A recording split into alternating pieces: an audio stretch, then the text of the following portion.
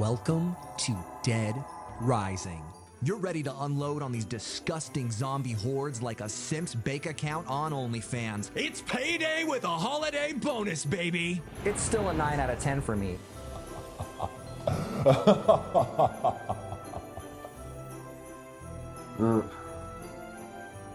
At Chris West TV from Santa.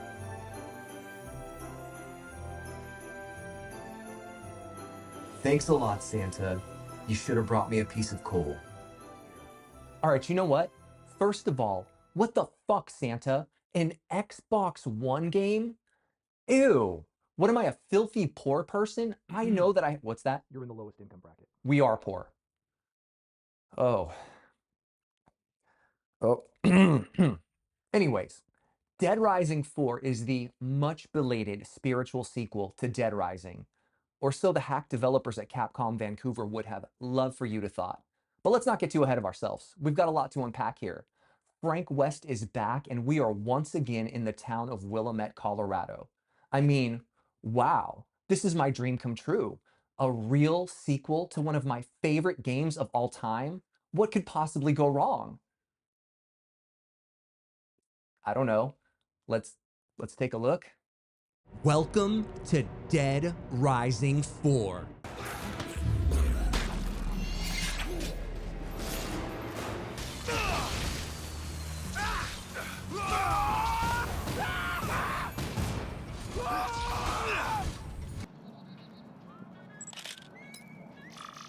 Oh yeah, it's gonna be one of those videos. So strap yourself in or pay someone to do it for you because I'm about to go jingle balls deep on this game. I think by now we all know that this is not what any fan of the series considers to be a true Dead Rising sequel. But time has passed. I've come to accept that this is a fake-ass Frank West and a game made by a team of developers that had absolutely nothing to do with the first one. So can Dead Rising 4 be enjoyed now that I am fully detached from any sense of hope that this is a real Dead Rising experience? Well, I'm a fan of focusing on the positive, so let's start out with the good. I love the Christmas setting here. I'm a sucker for the holiday season, and this game shoves Christmas right up your hot chocolate factory. It's all here. The music, the decorations, the vibe. Capcom Vancouver did an excellent job of capturing the holiday season in this game. I am legitimately impressed by the amount of Christmas-related content that has been packed in here. And what is Christmas without shopping at the mall? Well, we don't have to answer that question this time because the mall is back in Dead Rising 4. An all-new version of the Willamette Parkview Mall. It's been completely redesigned. It's even got a fancy name. I'm talking about the Willamette Memorial Megaplex. It's bigger, much more nonsensical, and truly awful to navigate, but it is here. Again, I really like the look. The graphics are pretty decent for the Xbox One and PlayStation 4 generation. Nothing groundbreaking, but the game does have a nice, colorful style that I appreciate.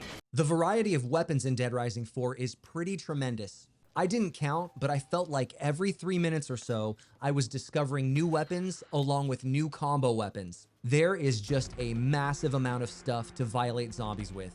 Dead Rising 4 succeeds fairly well as a big, dumb action game. If you aren't a fan of the series, or maybe if you're a younger, teenaged gamer, I could see you having a pretty good time here.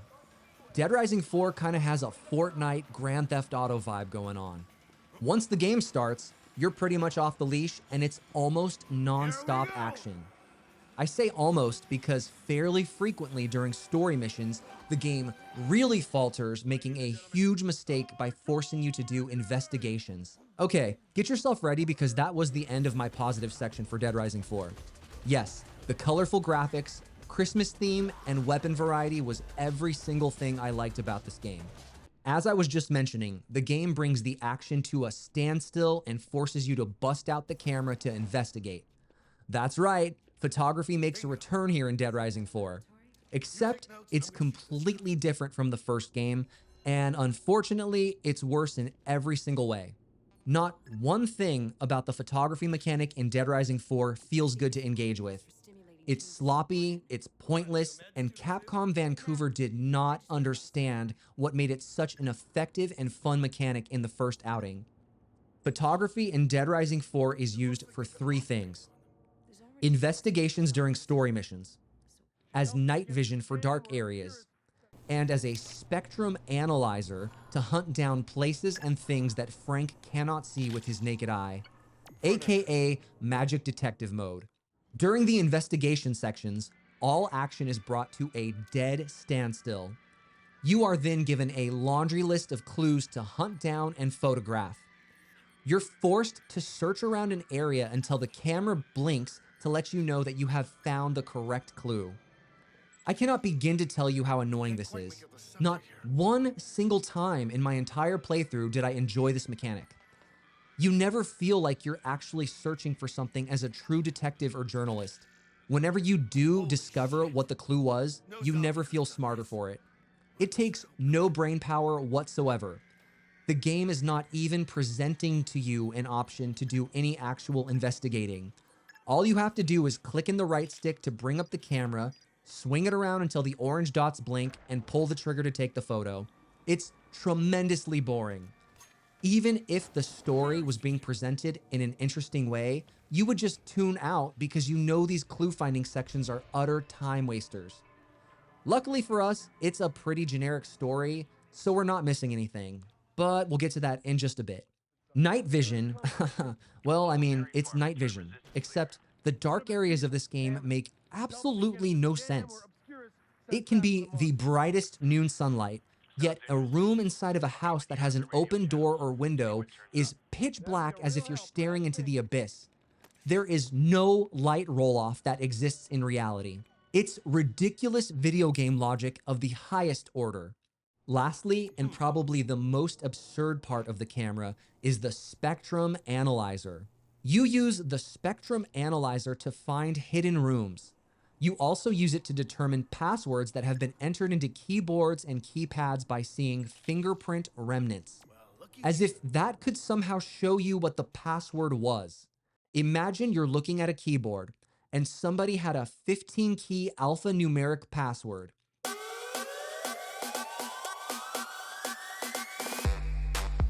You could see which keys they pressed, but not the order they were pressed in. Could you determine the password instantly? Of course not. It could literally be anything. Yet Frank somehow is able to deduce entire password sequences just from seeing people's fingerprints on a keyboard. It's so stupid. Much like every other part of this game, it becomes annoying and boring very quickly, and you just want to get past it. Overall, discovering secrets in this game is just not rewarding because there is nothing worth finding.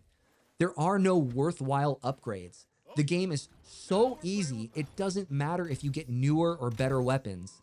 It doesn't matter if you unlock more safe house vendor items. It's all just kind of the same stuff with a different coat of paint after a while. There is way too much stuff in this game. Too many items, too much junk littered throughout the map, just shit everywhere. Collectibles, so many damn collectibles. None of it matters. It's literally all just filler junk. Since none of it matters and there's so much of it everywhere, it becomes visually distracting. You'll be trying to pick up an item, but it's got 3 other items littered nearby, so it's constantly an annoyance just to grab things. The menus are a cluttered mess of data. So much useless data for a game that no one is trying to read anything about. Come on, man. Whose job was it to make all of this information in these menus? It's like a Dark Souls lore wiki in here. It would almost be impressive if any of it was good. There are podcast episodes in here that I didn't even know existed before right now, and I started playing this game 7 years ago. Zombies on one side and obscures on the other. My God, what were y'all doing over at Capcom Vancouver? Is this where all the resources were spent while developing the game? Because let me tell you, it's not in the part that you play. The game feels legitimately awful to control. Everything Frank does in this game feels so floaty and detached. The combat has no weight to it whatsoever. There is a noticeable delay in every single action that Frank takes after you press a button. It's like having a monitor run through 30 HDMI splitters and then processed through a dial-up modem. Just so much lag between your controller actions and the in-game movement. It's worlds away from the snappy and tight combat of Dead Rising 1. In Dead Rising 1, it felt like every hit you made connected and connected hard. Combat had impact and weight. In Dead Rising 4, it feels like you're pretend fighting inside of a swimming pool. Everything that was good about Dead Rising has been completely stripped away here. In my Dead Rising 1 review, I said how it just felt really good to kill zombies in that game. It was always fun. Here in 4, it's almost immediately annoying. There are way too many zombies in this game. Oh, and by the way, the zombies are fast now. I have never liked fast zombies, and Dead Rising 4 has done nothing to convince me to start liking them now. The game throws so many at you that you start to realize they're just using zombies to slow you down as padding between story missions. You often have to kill thousands of zombies before you reach the next story beat on the map. It becomes a slog very quickly.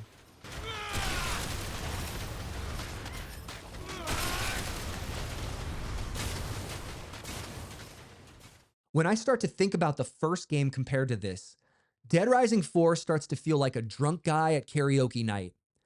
He may be singing all the songs you like, but he sure doesn't sound the same as the real thing, does he? Yo, who the fuck is that bitch? Story beats are so bland, uninteresting, and done largely over a walkie-talkie. You will be so detached from caring about the narrative that when characters are speaking to you through your walkie, you will have no idea who they even are. You'll just continue on barreling through this miserable experience.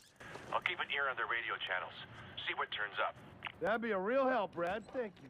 Even when the story is progressing in cutscenes, the attention to detail here is severely lacking. There is some truly awful cinematography on display. The most lazy composure and framing is given to scenes. It never feels like any tension is being built. I can't tell if it's a lack of love for their craft or they truly are just bad at this. Either way, it's the same end result: mediocrity. Compare a cutscene from Dead Rising to this newer game.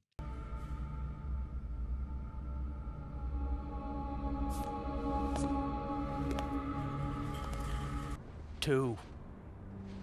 No food. They send us 2 goddamn reporters. Whoa, wait. Vic? Was Vic here? She with you? Not really, but I'm kind of her professor.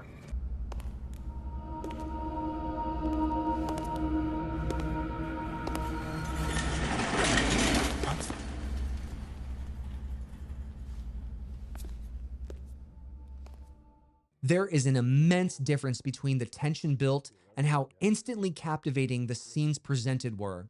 Fake Frank just quips through everything. He doesn't care about life or death, not even his own.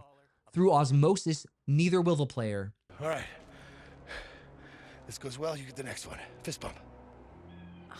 No. Come on, just do it.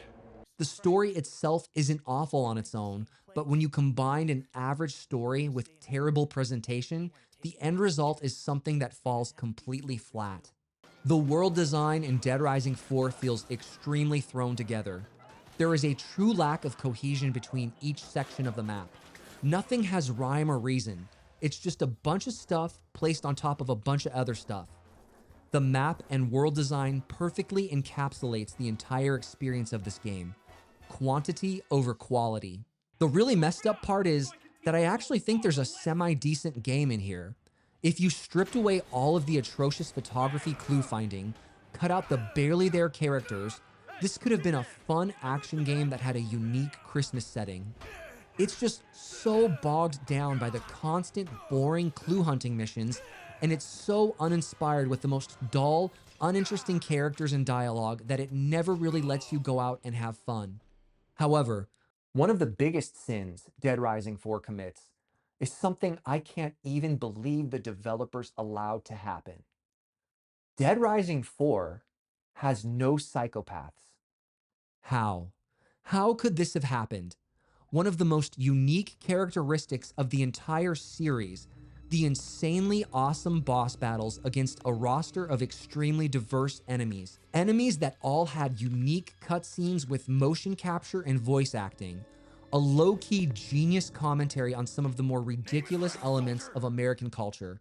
It's completely erased here. And what do we get instead? Take a look. Welcome to my grotto, Frank West. Are you ready for a reckoning?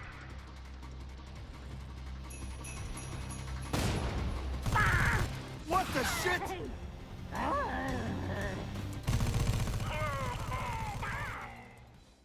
What the fuck were they thinking? Pathetic. Truly fucking pathetic. And you know what? Capcom isn't completely blameless in this. They never stepped in. They let those hacks at Vancouver take what was once a successful and beloved franchise and put the final nail in its coffin with one game. You could have asked any Dead Rising fan, and they would have told you exactly what I'm about to say to you now. How dare you insult our intelligence with this bullshit imposter Frank West? Remove core elements of the game, bastardize what's left, and call it Dead Rising. Shameful. Capcom thought they could get a little of that sweet Western audience Call of Duty gamer cash. They were wrong. You alienated your core fan base trying to appeal to an audience that was never going to be interested in a single-player, story-based game. And where is Dead Rising now? That's right, the graveyard, just like Capcom Vancouver. I'm personally hoping for a resurrection of Dead Rising. To the people at Capcom Vancouver, wherever you landed, I hope you're well.